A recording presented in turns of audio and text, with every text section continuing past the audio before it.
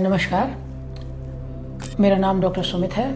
मैं यूरोलॉजिस्ट और kidney transplant surgeon हूँ पारस हॉस्पिटल गुड़गांव में। आज हम जो टॉपिक डिस्कस कर रहे हैं वो बहुत ही रेलेवेंट और कॉमन टॉपिक है नॉर्दर्न इंडिया के लिए, और वो है यूरिनरी ट्रैक्ट्स या किडनी, यूरेटर या ब्लैडर के अंदर पथरी की समस्या। नॉर्दर्न इंडिया एक हाई प्रेवलेंस जोन है पथरी के लिए, तो यहाँ पर इंसिडेंस काफ़ी ज़्यादा होता है। और सबसे ज़्यादा प्रकार की पथरी जो नॉर्दर्न इंडिया में लोगों के अंदर पाई जाती है वो है कैल्शियम ऑक्सलेट स्टोन्स। कैसे इंसान सस्पेक्ट करेगा या उसको पता लगेगा कि उसको स्टोन की समस्या हो सकती है? तो इसके लिए आमतौर पे जो पथरी किडनी के अंदर लॉज होती है वो कमर में दर्द करती है। टिपिकली मरीज आता है ऐसे हाथ रख के कि मुझे इस जगह पे कमर में दर्द हो रहा है। ये वाली पथरी अगर छोटी है तो ये किडनी से नीचे की तरफ जा सकती है। किडनी को यूरिनरी ब्लैडर के साथ जो पाइप जोड़ती है उसको यूरेटर कहते हैं। जैसे ये वाली पथरी यूरेटर के अपर 1/3 या ऊपर वाले 1/3 भाग में आती है तो दर्द थोड़ा आगे की तरफ को आ जाता है। जैसे जैसे ये पथरी नीचे की तरफ को फिसलती है तो दर्द भी नीचे की तरफ को जाता रहता है।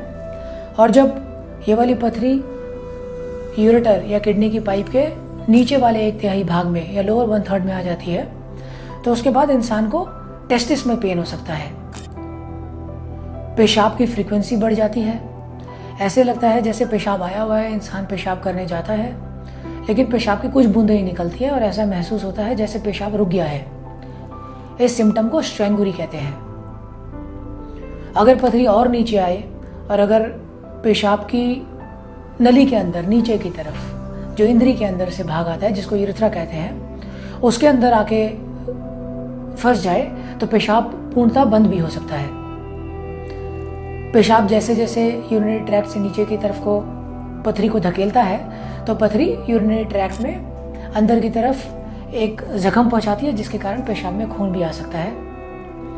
ज़्यादा पेन के कारण वोमिटिंग होती है, इंसान खाना पीना नहीं ले पाता, टॉलरेट नहीं कर पाता। अगर पेशाब की पथरी के कारण इन्फेक्शन हो गया है तो बुखार की समस्या भी हो सकती है। तो ये वाले कुछ कॉमन सिम्टम है जिससे हमें पता लगता है कि यूरिनरी ट्रैक्ट के अंदर पथरी की संभावना है।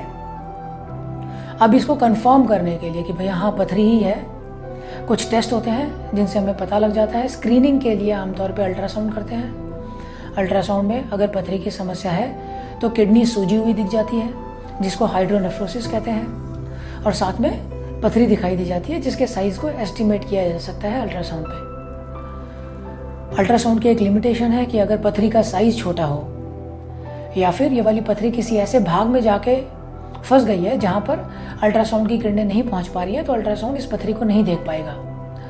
तो अगर हमारा शुबा या इंडेक्स ऑफ सस्पिशन ज़्यादा है कि पथरी हो सकती है तो फिर एक सीटी स्कैन करना चाहिए। सीटी स्कैन छोटी से छोटी पथरी को भी डायग्नोज कर लेता है, ये कभी भी पथरी को मिस नहीं करता। तो अगर बात करें कि कौन सी एक इन्वेस्टिगेशन है जिससे अगर पथरी की संभावना है वो कभी मिस नहीं होगी तो वो सीटी स्कैन है जिसको गोल्ड स्टैंडर्ड कहते हैं। अब आखिर पथरी बनती क्यों है? ये वाली चीज़ देखी गई है कि नॉर्दर्न इंडिया एक स्टोन बेल्ट है, काफ़ी लोगों को पथरी की समस्या होती है। जो इसके सबसे मुख्य कारण है, सबसे पहला तो होता है कि अगर इंसान पानी कम पीता हो तो पेशाब बहुत गाढ़ा हो जाता है। अगर पेशाब ज़्यादा गाढ़ा हो जाता है तो इसमें सोल्यूट्स की मात्रा बहुत बढ़ जाती है, और सोल्यूट्स अगर ज़्यादा हो जाए तो ये क्रिस्टल्स बना देते हैं। पहले एक छोटा सा क्रिस्टल जो एक नमक के दाने की तरह होता है ये बनता है किडनी में, इसके ऊपर और दाने चिपकते रहते हैं और ये पथरी बड़ी हो जाती है। तो अगर पथरी से बचाव करना है इसके लिए सबसे ज़्यादा कारगर तरीका है कि पानी की मात्रा अच्छी रखनी है। अब इंसान पूछता है कि कितना पानी पीना चाहिए। लाइफस्टाइल के हिसाब से पानी की ज़रूरत अलग अलग हो सकती है। जिस इंसान का लाइफस्टाइल बहुत ज़्यादा एक्टिव है, एक्सरसाइज करता है, स्वेट ज़्यादा करता है, इसको पानी की ज़्यादा ज़रूरत है। जो इंसान ऑफिस में बैठ के एयर कंडीशनड एनवायरनमेंट में रह के सिर्फ सीडेंटरी काम करता है तो उसकी पानी की ज़रूरत थोड़ी कम होती है। तो अगर पता लगाना है कि आप सफिशिएंट पानी पी रहे हैं या नहीं, इसके लिए एक बहुत ही अच्छा सब्जेक्टिव तरीका है कि जब भी पेशाब करने जाते हैं अपने पेशाब के रंग को, कलर को ऑब्जर्व करो। उसमें लेश मात्र भी पीलापन नहीं होना चाहिए। पेशाब का रंग पीने वाले पानी जैसा होना चाहिए। अगर पेशाब का रंग थोड़ा भी पीला आ रहा है तो जाके 2 गिलास और पानी पीजिए और इस चीज़ का प्रयास कीजिए कि पेशाब हमेशा पीने वाले पानी जैसा साफ आए। अगर आप ये वाली चीज़ इंश्योर करते हैं तो पेशाब ज़्यादा गाढ़ा नहीं होगा और उसमें क्रिस्टल बनने की संभावना कम रहेगी। दूसरी चीज़ देखी गई है कि नॉर्दर्न इंडिया में स्टोन जिस प्रकार के बनते हैं वो सबसे ज़्यादा कैल्शियम ऑक्सलेट नाम के होते हैं। अगर इंसान ज़्यादा नमक खाता है, नमक में सोडियम होता है और ये वाला सोडियम, फ़र्ज़ कीजिए आपने 5 ग्राम खाया है 24 घंटे में, तो 5 ग्राम कैल्शियम आपके पेशाब में निकलेगा। जितना नमक खाएंगे उतना ही पेशाब के अंदर कैल्शियम निकलेगा। तो आपको अपनी नमक की मात्रा कम करनी है, क्योंकि अगर कैल्शियम पेशाब के अंदर ज़्यादा निकल रहा है तो ये पथरी बनाएगा। तो इसके लिए 3 टाइम खाने में जितना नमक है उतने नमक के अलावा बिल्कुल भी एडिशनल सॉल्ट ना लीजिए।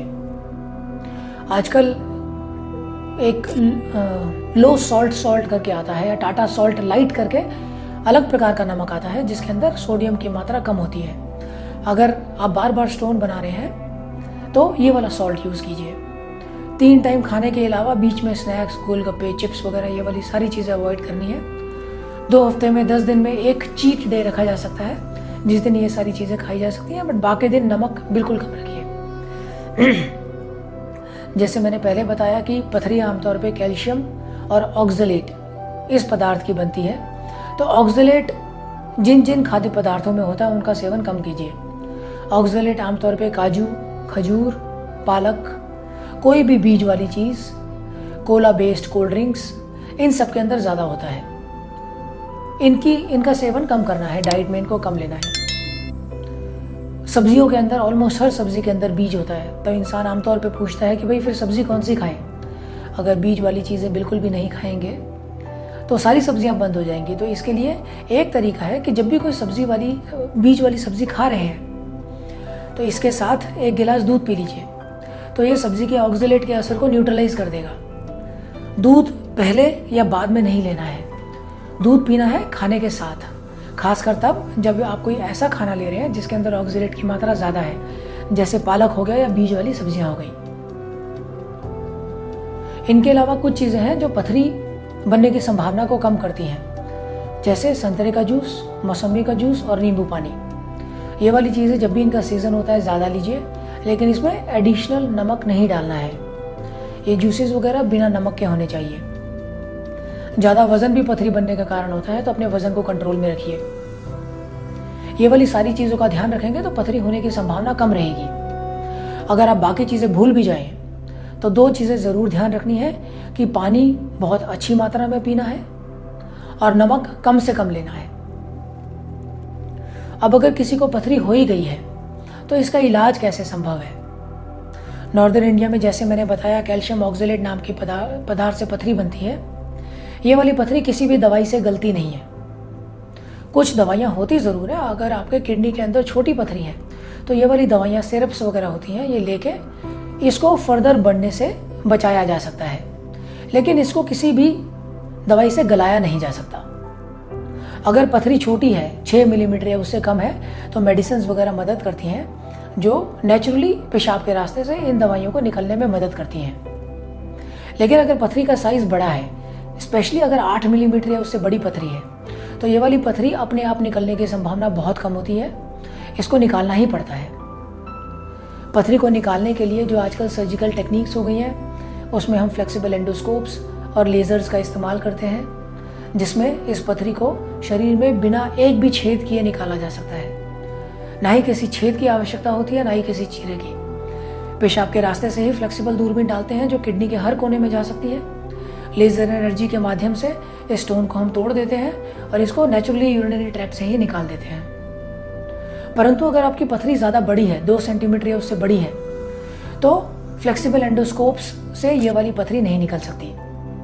इसके लिए हम पीठ में एक छोटा सा छेद बनाते हैं जो लगभग 1 सेंटीमीटर का होता है। इस छेद से दूरबीन डाल के किडनी के अंदर जाके इसको लेज़र से तोड़ के और उसी वक्त निकाल दिया जाता है।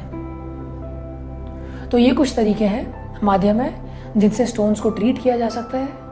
लेकिन अगर आप ध्यान रखेंगे कि किन किन कारणों से पथरी बनती है, परहेज़ रखेंगे, बदपरहेज़ी नहीं करेंगे, तो पथरी बनने की संभावना ही कम रहेगी। इन चीज़ों का ध्यान रखिए, अपने स्वास्थ्य का ध्यान रखिए। धन्यवाद।